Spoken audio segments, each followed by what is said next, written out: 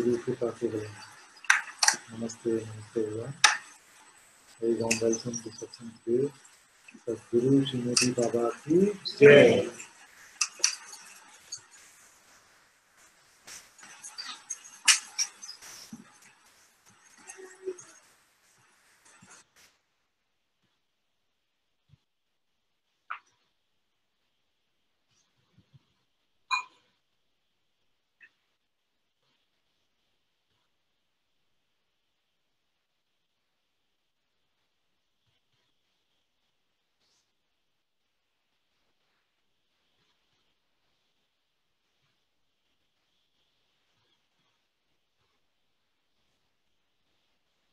All types of seeking has involved a me.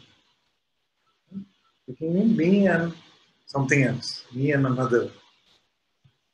You're seeking relationship. If you're a relationship seeker, it is about me and all women, me and all men, and seeking you. It's about that duality between me and this particular thing. You're seeking security, then it's about me and money, me and material things.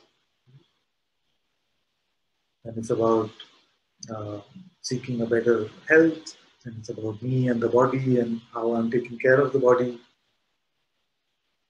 In the same way, and in a slightly different way, spiritual seeking is that so-called relationship between me and God. The seeker is what? The seeker is that one that presumes itself to be a me, and the one that is looking for God or self or Satguru, whatever term we want to use. So this spiritual seeker mindset is the mindset of a me and a God, or a me and a master. And as long as this meanness seems to continue, the spiritual seeking will seem to continue. So why did I say that it is slightly different? It is because to find God is a bit different than how you would find a relationship and how you would find money, how you would take care of the health of the body. Because those would be external events that would happen through some particular action that you undertake. You see? But to find God is not an external event, not the result of some seeming action that happens in the phenomenal world. But to find God is the dropping of the me. Or rather, even to say dropping of the me. So, this so-called spiritual journey plays out a bit differently than all other journeys and all other seeking has played out. I was saying that here, there is no scope for a me to find something. And those moments of insight that you're having are just those moments where you've not picked up the mask of me, the pretense of me. So, this is spirituality. There is no scope or no space for God and me. It's just God. Me has just been a pretense. So you cannot carry this one to the portal of your existence, into that which is your unchanging self. This, which is just a concept, just a belief system, has to be left behind now.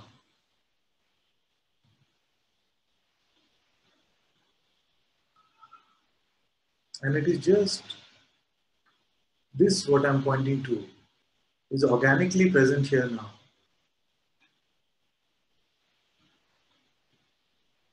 There is no reason for you to exchange this for any notion about me.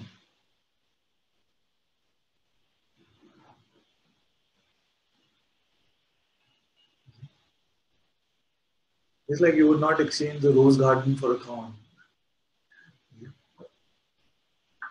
would be to exchange this being, which is the unlimited existence itself, your godly presence. Why you want to exchange this for a notion about yourself, which you have never met anyway?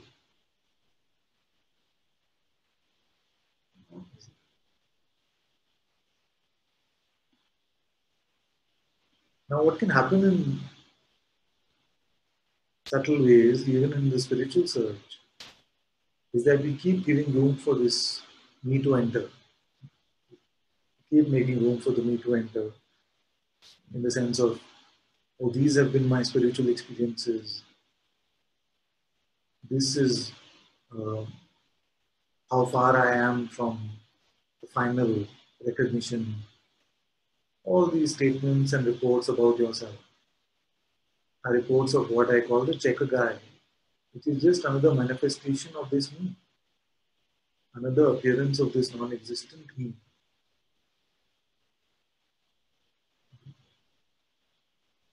So here and now, join me as we taste God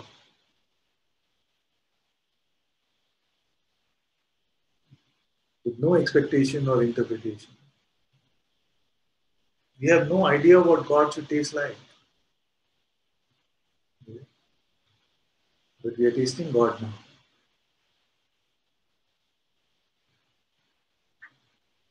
I am.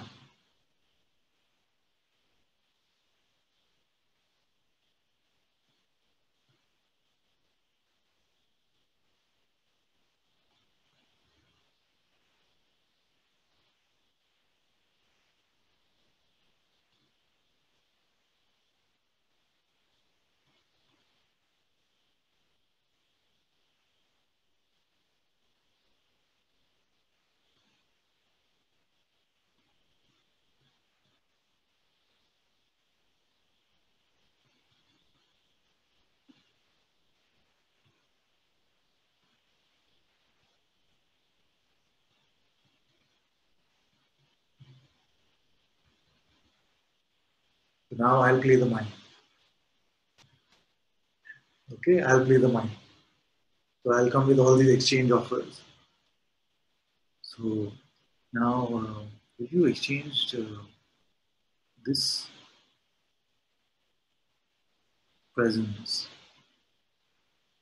with a way to hold it forever, I'll tell you a secret. When you have this beautiful experience right now, I'll tell you the way in which you can just hold on to it forever. Will you buy into this idea? And I say, okay, but when I leave Satsang and I have to deal with the real world, then how does this help me? Will you exchange the presence of God for this notion now?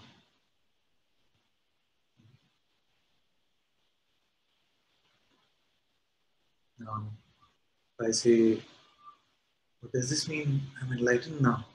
I'm free. Will you exchange it for this notion?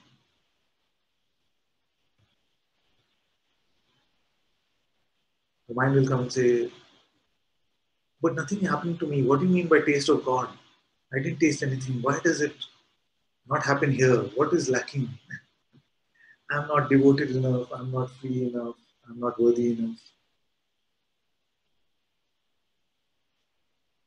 You buy into these ideas.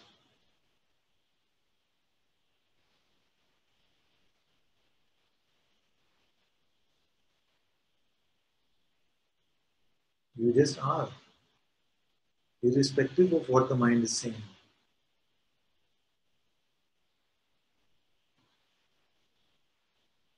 Nancy says, just feels strange to have this body always showing up, to have my understandings come through this body and the senses. So just see if you can do an experiment with me.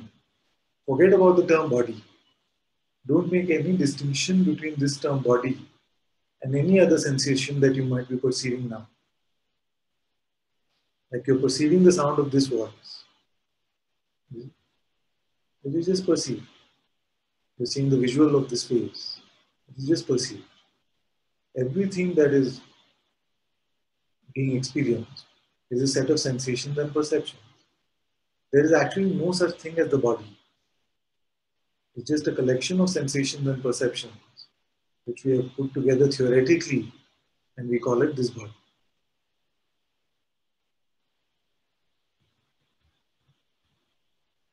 So, concept of body in the world, all is just a set of perceptions. Then we have no fight with anything at all. All is allowed to come and go.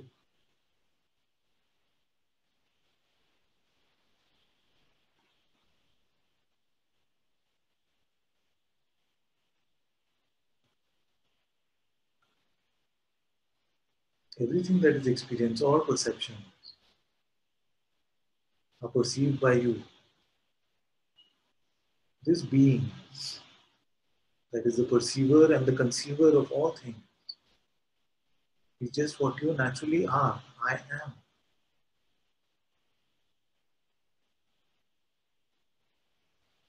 So we don't have to make any distinguishing notions between anything that is perceived. And see how that feels. See how that feels.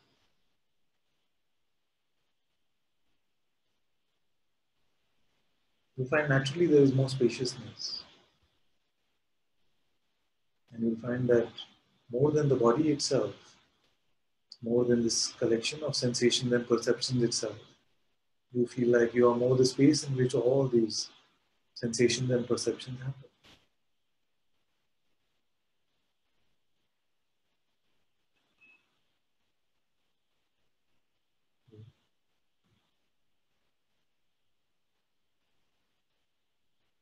As you don't buy into the notion that the body creates a boundary for me, there is no trouble with the body.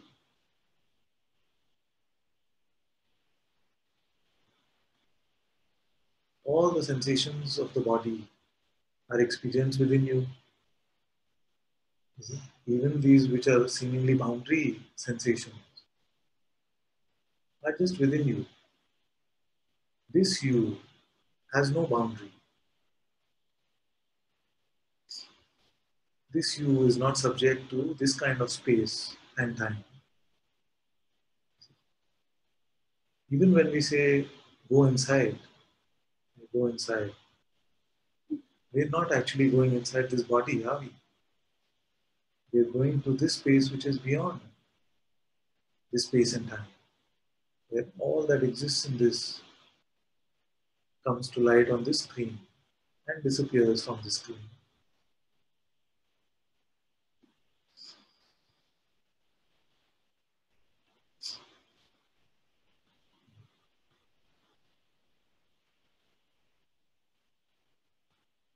Then you see that there's only one, there's just one being. That being is also called I am.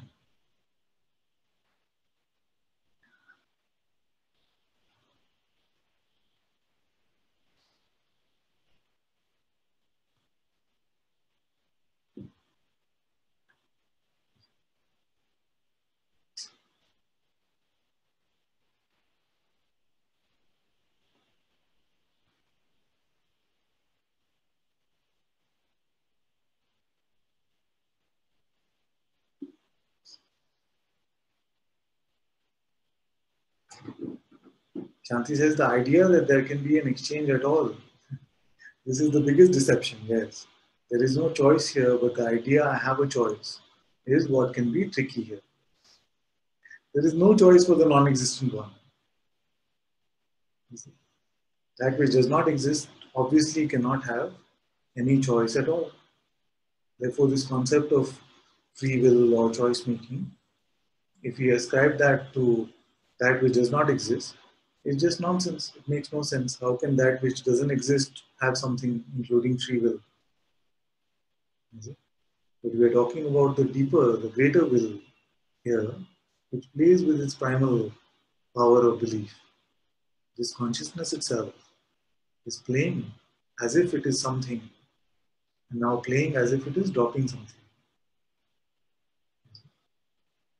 So I know that all spiritual instruction can also create a sense of a meanness. That's why when we were coming up with the name for the book, we came up with the name Consciousness Speaking with Consciousness. So it doesn't seem like it involves this non-existent person in any way. It's just a seemingly inward movement of consciousness to its innermost essence. And to see that actually there is no separation here. All there is this God nature, God presence.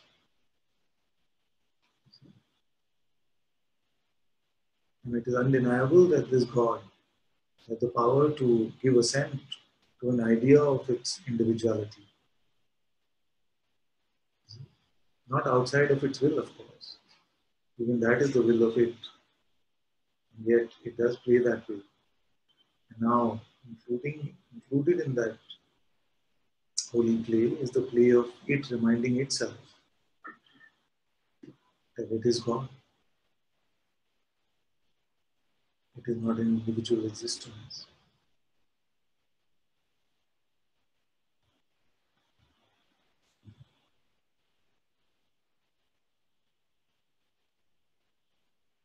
As we clarify this who that is here now, it is clear that I am.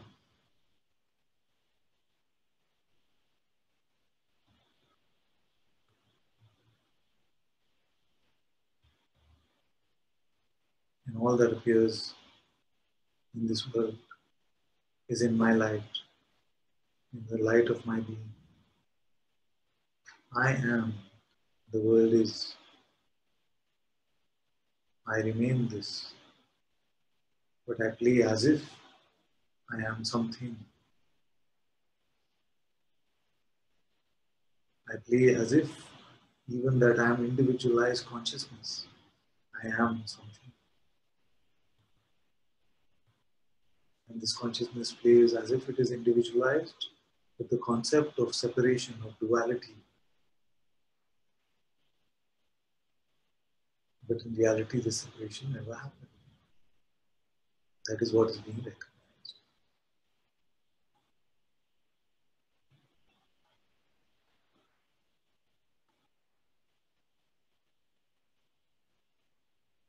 Yes. As long as identity with the body persists, despite every wish otherwise, then what does within pertain to? What does within pertain to? Yes, this is what you have to do. So when you say go within and check, what's your innermost being? Are you taking a dive into your body? And if you were taking a dive into your body, you would find flesh and bones and blood. But no, you find a space which is alive with presence, which is not subject to time and space, beyond the four dimensions of time and space. Instantly, as we look inside, we go into a dimension which is not up or down, left or right, front or back, beyond these three axes. This is your power. Here you see that all that outside and inside has just been appearances within this, which is beyond these dimensions.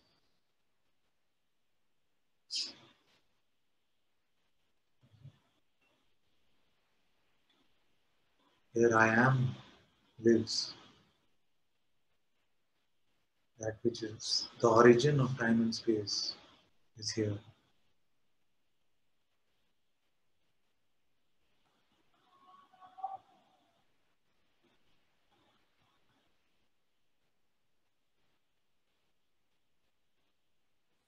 When I ask you, can you stop being now? This being that you come across, do you find it as an object in time? Do you find it as an object in space? Where do you find it? You might say, I find it on the inside. What inside is this? Inside what? So that which we are coming to, we are using the term inside for something which is beyond these dimensions of time and space. I am. And this I am is untouched by anything happening in time and space. This itself is such a beautiful discovery that your being is not aging with time, is not eroding in space.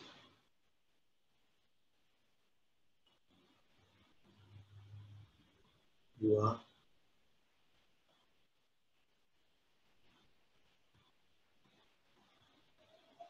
And this I am is what we call consciousness or God, beingness.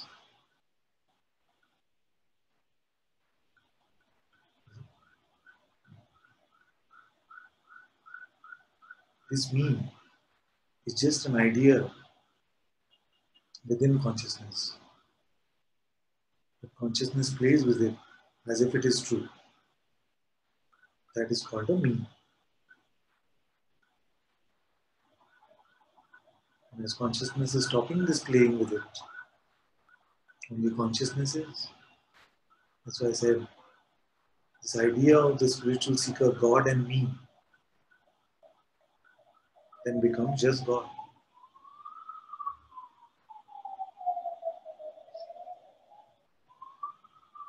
And all that is happening then is the play of this God, in the light of this God, on the screen of this God. The same God that we also call the Satguru. That is why we can say that everything is Guru Kripa Kevalam. Only the Master's grace is.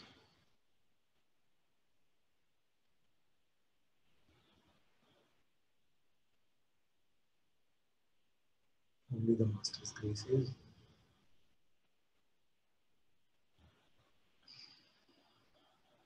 What we are calling the Master here is the same consciousness, same Sadguru, same God.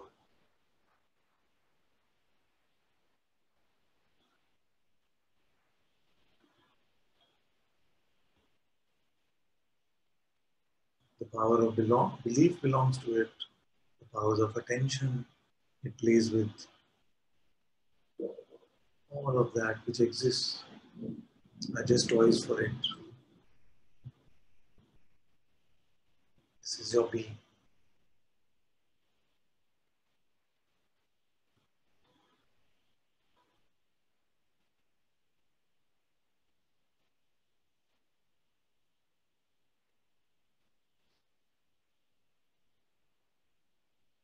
I was joking just before Satsang started and saying, so what comes out of the scope of the Master's grace?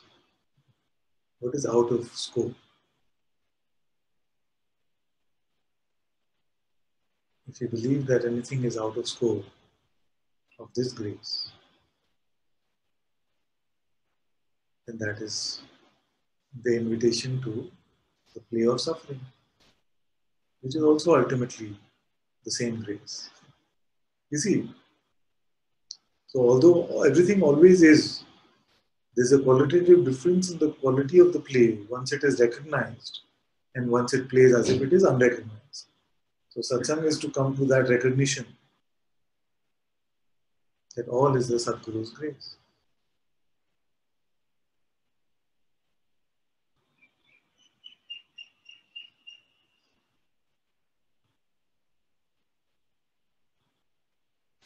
So this question you must ask yourself,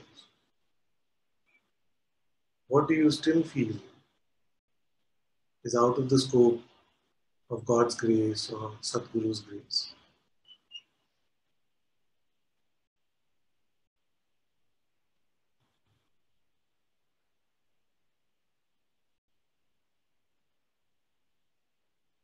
Anything? Anything? Everybody here is deeply meditating, so they're not answering my question. What is outside the scope of Master's grace? What do you have to handle? Let's put it another way. What does the me have to handle? Is it just Master's grace applies to Satsang? When I come to Satsang, it is Master's grace. The minute I step out, it's all mine.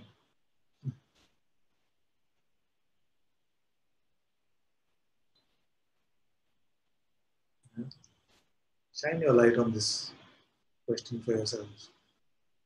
And it will reveal some beautiful things for you. And more as this deepening of insight happens, you will find that everything is only the grace of this holy presence that we call God, Guru, or Self.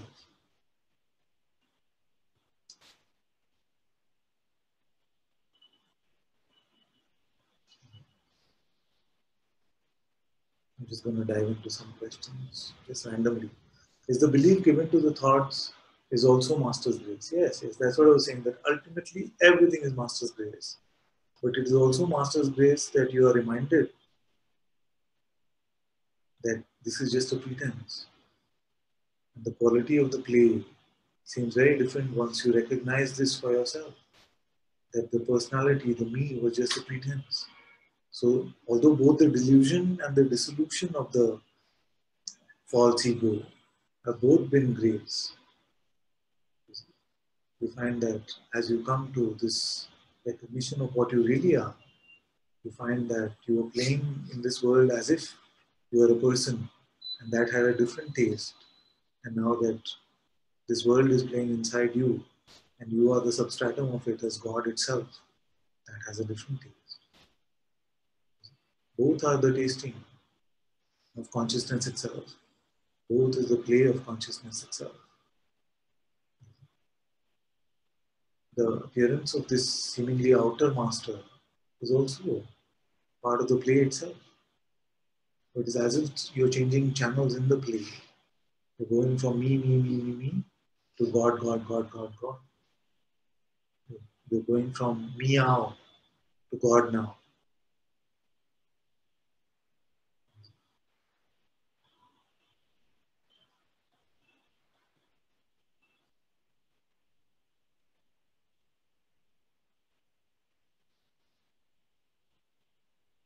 Yes. Maya says, curiosity has been here in contemplation of what Ramana means when he speaks of I. Is it I and I am? I've seen that when you read certain quotes of Bhagwan, it's completely clear that what he's talking about is that I, which is aware of even I am. See? When we talk about when we come to this I am. And yet, when you read some other quotes of Bhagwan, I don't know whether it is something which is a translation thing or whether it is he used it in different ways. You can find that he's also referring to this I am itself at times as I. So my advice would be not to be too concerned about that. And whatever terminology we rely on, uh, that doesn't ultimately matter so much. As you see, that I am aware even of my existence, you see, which is my own self. You see, both awareness and consciousness are the one self. It is I ultimately. So different sages, different masters have used different terminology, and if something is confusing, you can leave it aside for a bit. Beloved Father, here at times it feels like I am Atma, the life itself, tasting life. Is this still me? I mean, I am consciousness playing with itself. Yes, yes, completely. It is I am playing with itself through all its qualities. Beloved Father, here when I get out of the way, then a spurna happens as a hum of silence. Yes. This is very good. As long as there is nobody who wants to own this experience or make a conclusion based on this, you see, as long as you don't insert the non-existent me into the picture, what is unfolding is beautiful grace. You see? So this is beautiful work that happens in our inner silence. You see? Beautiful unfolding is happening in your inward silence.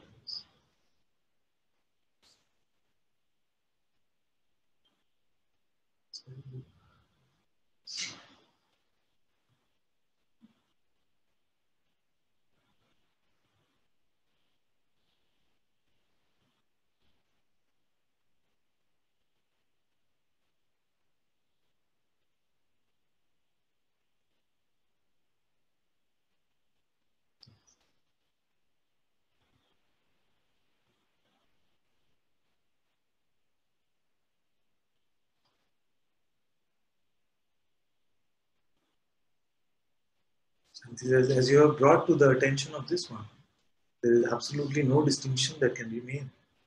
Comes so clearly in all cases of suffering and no suffering. All experience is full of the same presence, and no difference can be attributed to anything. All included as the one, only a beings and beyond. All happens only within the presence of this being, only within the existence of this one being. And if you are not making distinction, then you'll find that in our complete inclusiveness, in our complete openness, you find that everything is the grace of this God, this consciousness, this Satguru.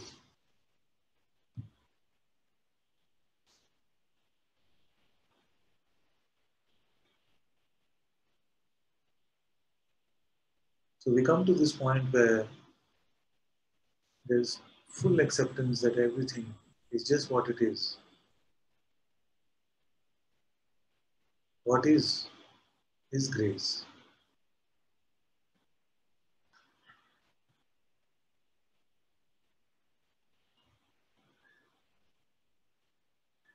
So I had one contemplation for you, which was, what do you still feel is outside the scope of the Satguru's grace?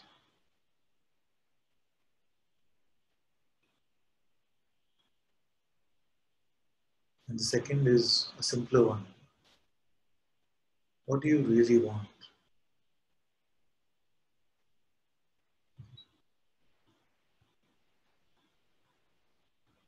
What do you really want?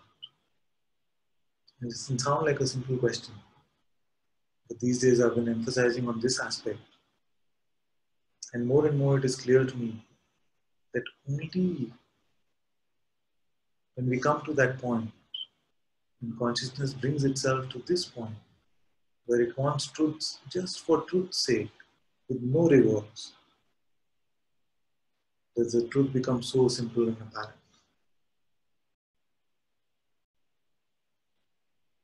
If you're still in this for the byproducts of truth, if you're still in this for some benefits, then it can feel like the journey seems to continue. So ask yourself, what is it that I really want? Is it that I want God? Is it that I want Guru? Or I want Guru and me? God and something for me? You want to find God for yourself?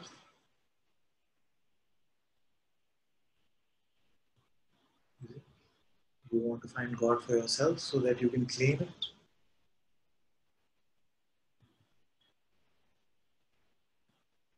You want God so that you can get some respect? People can consider yourself to be something special?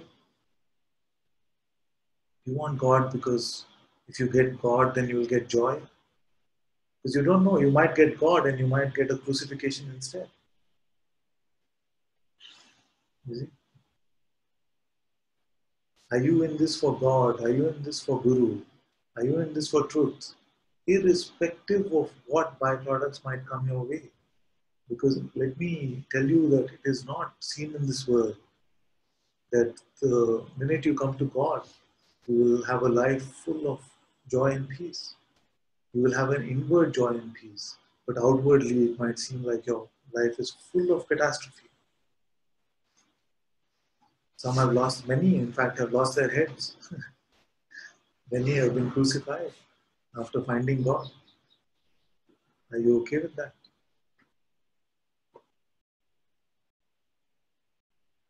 Or is God just a feel-good thing? It's just a feel-good sense.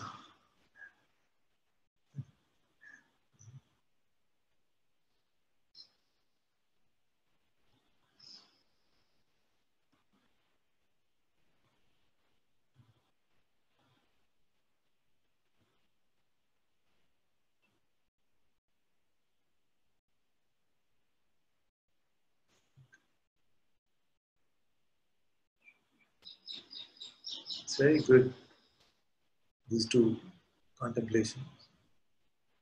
The one that seems simple might surprise you in your discovery. And this one that seems a bit more difficult, you might find that it's simpler to accept.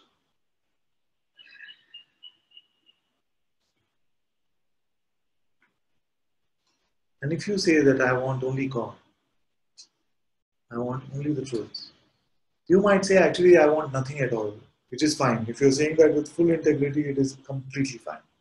You see, then nothing needs to be burnt anyway. But if I say no, but you still have desire, what is it that you truly want? You see? Then what is the answer that you can give with integrity? You see? And if your desire is just for the truth, only for truth's sake, then you will find that this desire itself burns every other thing, everything else, and then itself. But if you are little, double-minded, okay, God, but make sure that my life goes okay, and this way, yes, Satguru, but please make sure that this is taken care of. Then it's a bit double-minded. Then it can seem like this seeming journey can go on and on and on. There are many who have been to Satsang with me and with Guruji for many years. And for many times I just feel like, I look and I feel like, but all of this, what you're saying is about a me. It's about something for me. So what's going on? Have you been hearing anything I've said?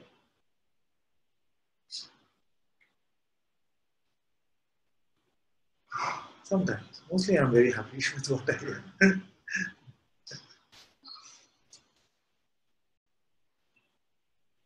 I just felt like we'll bring these two contemplations into our life, not with any intent of creating some guilt about it or some unworthiness in it, but just to clarify in our own life what this is really about for us.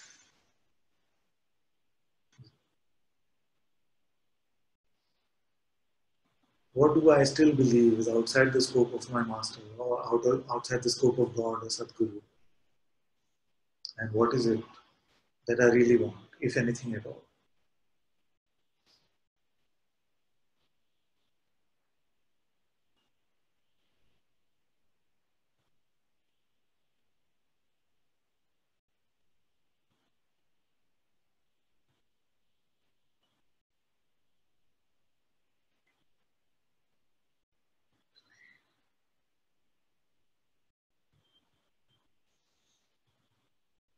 Okay, enough for today.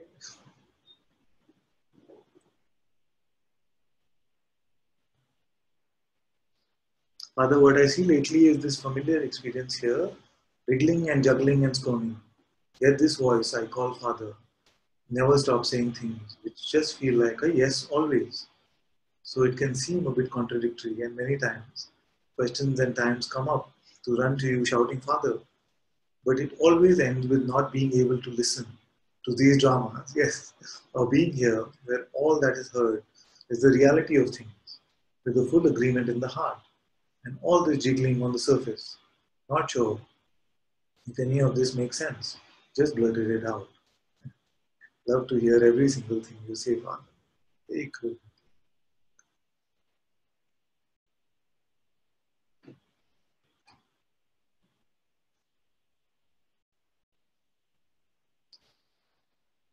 Thank you, my loves.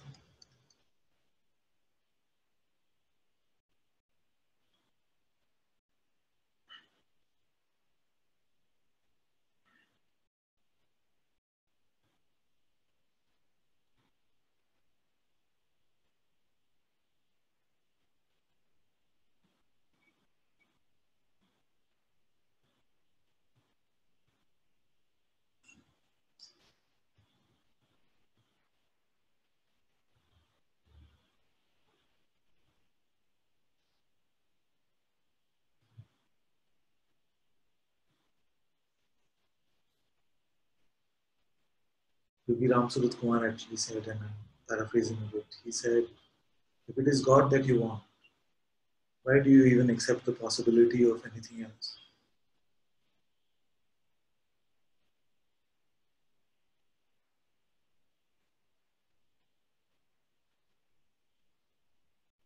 If you want God, then you have to get out.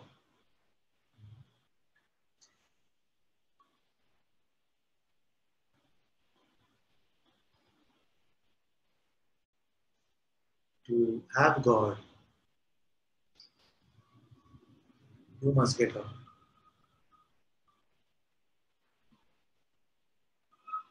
And you are already out.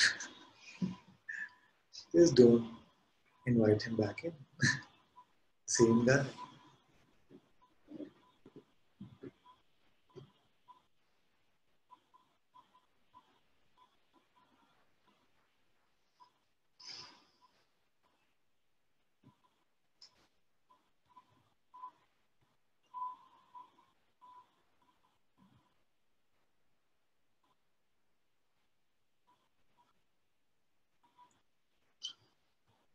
Thank you all so much for being in Satsang today. Satguru Shri Muji Baba ki Jai. Satguru Shri Ananta Ji ki Jai. Guru Kripa Kevalam.